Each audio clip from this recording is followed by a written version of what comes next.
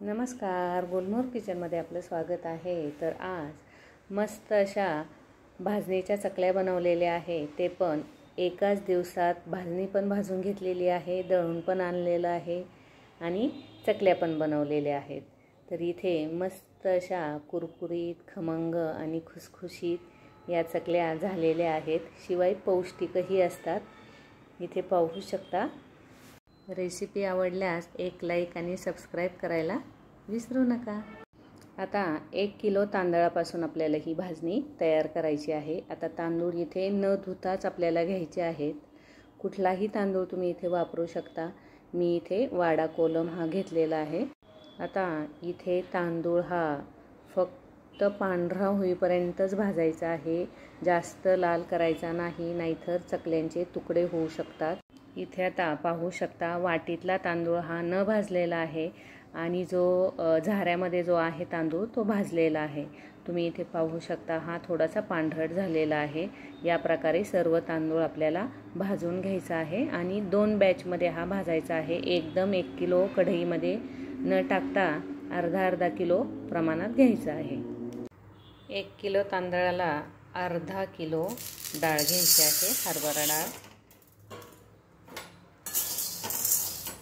आता ती पण भाजताना खमंग भाजायची आहे, डाळीला अजिबात डाग पडता कामा नये। डाळ थोडीशी गरम झाली की गॅस हा बारीक करायचा आहे। इथे आता ही डाळ भाजून झालेली आहे।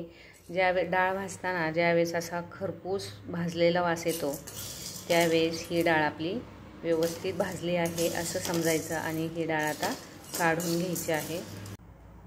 या पद्धतीने सर्व डाळ ही आपल्याला भाजून घ्यायची आहे।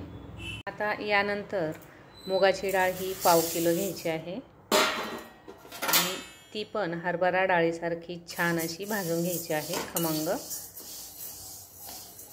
आता ही जी डाळ आहे ना, ती घरची डाळ आहे, त्यामुळे तिचा रंग एवढा पिवळसर नाही आहे। आता इथे ही मुगाची डाळ पण आता भाजून झालेली आहे। आता ही काढून घ्यायची आहे। 125 ग्रॅम उडीद डाळ घ्यायची आहे आणि ती पण खमंग भाजून घ्यायची आहे। छान अशी ही डाळ भाजली गेलेली आहे आणि आता ही पण काढून घ्यायची आहे। आता यामध्ये 1 किलो जर तांदूळ असतील तर त्यासाठी 100 ग्रॅम हे धने घ्यायचे आहेत आणि ते जास्त भाजायचे नाहीत, अगदी हलकेसे कडक होईपर्यंतच भाजायचे आहेत। कारण काय होतं, खूप भाजले आणि मग परत आपल्याला ती चकली पण तळून घ्यायची असते, मग खूप असा वास त्याचा जळकट आल्यासारखा होईल। त्यामुळे फक्त कडक करून घ्यायचे आहे। थोडेसे चटचट वाजायला लागले की काढून घ्यायचे आहेत। इथे आता लगेच मी हे काढत आहे। तर यानंतर घालायचे 50 ग्रॅम जिरे। ते पण जास्त काळे करायचे नाहीत, फक्त रंग चेंज झाला पाहिजे त्याचा। गॅस हा बारीक ठेवायचा आहे।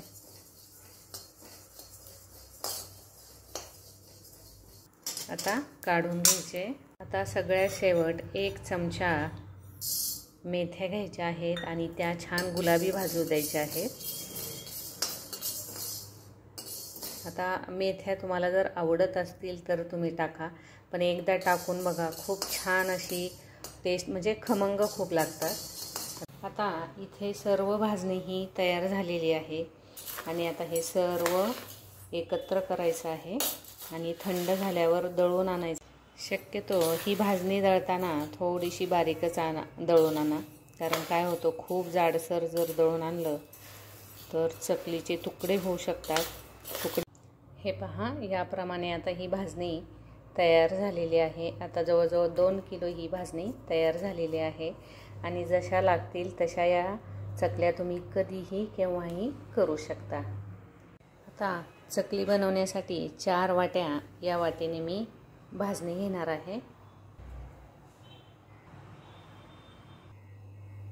आता 4 वाट्यांना 4 चमचे तीळ घ्यायचे आहेत, 2 चमचे ओवा, आवडीनुसार लाल तिखट घ्यायचे। आता इथे मी 2.5 चमचे हे लाल तिखट घेणार आहे, कारण खूप तिखट आहे ते. आणि चवीनुसार मीठ घ्यायचे. तर सपाट चमचा मी 3 चमचे हे मीठ घेतलेलं आहे. हिंग घ्यायचं आहे. हे सर्व मिक्स करून घ्यायचं आहे सुरुवातीला, आणि हे यामध्ये आता मिक्स करायचं आहे. 4 वाट्या भाजणीसाठी इथे पोह्याच्या चमच्याने 10 चमचे मी तेल घेणार आहे आणि एकदम गरम करायचं आहे. तर आता इथे हे सर्व तेल यामध्ये घालायचं आहे आणि व्यवस्थित पिठामध्ये मिक्स करून घ्यायचे. आता 4 वाट्याला 4 वाट्या मी पाणी घेणार आहे. एवढं लागत नाही, पण तरी पण घ्यायचं आहे.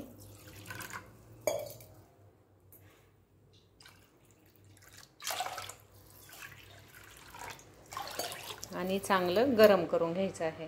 आता पाणी तापेपर्यंत हे जे मोहन आहे हे पिठाला व्यवस्थित असं 2 हाताने चोळून घ्यायचं आहे. पाण्याला इथे छान असे बुडबुडे आलेले आहेत. आता गॅस इथे बंद करायचा आहे. आता यामधलं 2 वाट्या आपल्याला पाणी घ्यायचं आहे आणि ते आता भाजणीमध्ये घालायचं आहे. सुरुवातीला 2च वाट्या घ्यायचं आहे, जास्त घ्यायचं नाही. आणि मग लागेल तसं आपल्याला घ्यायचं आहे. आता हे सर्व चमच्याने व्यवस्थित मिक्स करायचं आहे, कारण कधी कधी जर जाड भाजणी जर तुम्ही दळलेली असेल तर त्याला जास्त पाणी लागलं जातं. आता इथे याप्रमाणे हे पीठ मी मळून घेतलेलं आहे. आणि आता काय करायचं आहे, थोडंसं अगदी 1 चमचा पाणी घ्यायचं आहे आणि या गोळ्याला असं लावून घ्यायचं आहे आणि व्यवस्थित असं हे एकजीव मळून घ्यायचं आहे. असा आकार देऊन घ्यायचा आहे आणि आता चकली करायला सुरुवात करायची आहे. आता इथे आवडीनुसार छोट्या मोठ्या साईजमध्ये तुम्ही या चकल्या करून घेऊ शकता. आणि सगळ्या चकल्या या करून न ठेवता एका सोऱ्यामध्ये जेवढं मिश्रण आहे त्याच्या जेवढ्या चकल्या होतील तेवढ्याच करून घ्यायच्या आहेत. आणि ती बॅच लगेच तळून घ्यायची आहे. आणि तळायला ठेवल्यानंतर लगेच दुसरी बॅच आपल्याला करता येऊ शकते, कारण चकल्यांना तसा तळण्यासाठी फार वेळ लागतो. तेवढ्या वेळात आपल्या दुसऱ्या चकल्याही करून होतात. तेल छान असं कडकडीत तापलेलं आहे आणि या चकल्या तेलामध्ये सोडल्या की गॅस हा बारीक करायचा आहे.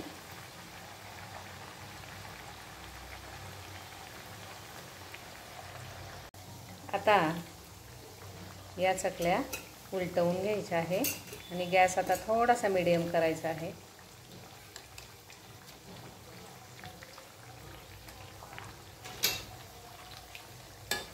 हे पहा, तेलामध्ये ज्यावेळेस चकल्या या स्थिर होतात त्यावेळेस या चकल्या झालेल्या आहेत असं समजायचं. आणि अशा थोड्याशा या बुडायला लागतात खाली आणि मग लगेच आपल्याला या चकल्या काढून घ्यायच्या आहेत.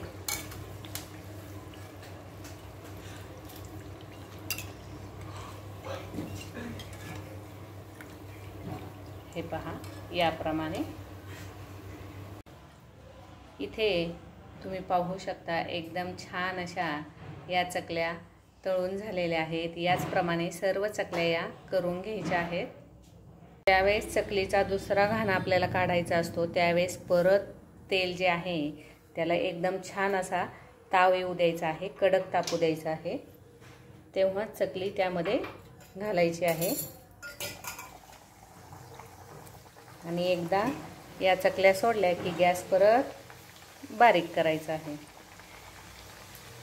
आता इथे गॅस हा बारीक करायचा आहे आणि व्यवस्थित अशा बारीक गॅसवर तळून घ्यायच्या आहेत.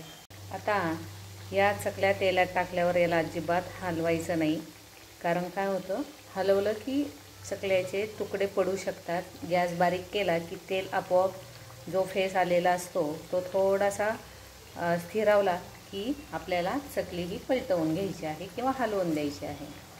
हे पहा, आता यावरचा जो फेस आहे ना तो असा हळूहळू कमी व्हायला लागलेला आहे।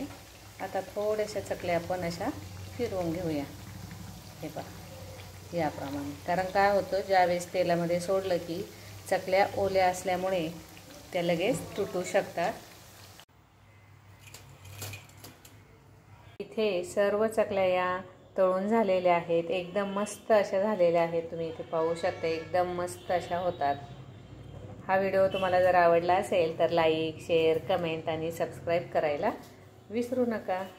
हे पहा एकदम मस्त अशी ही चकली झालेली आहे।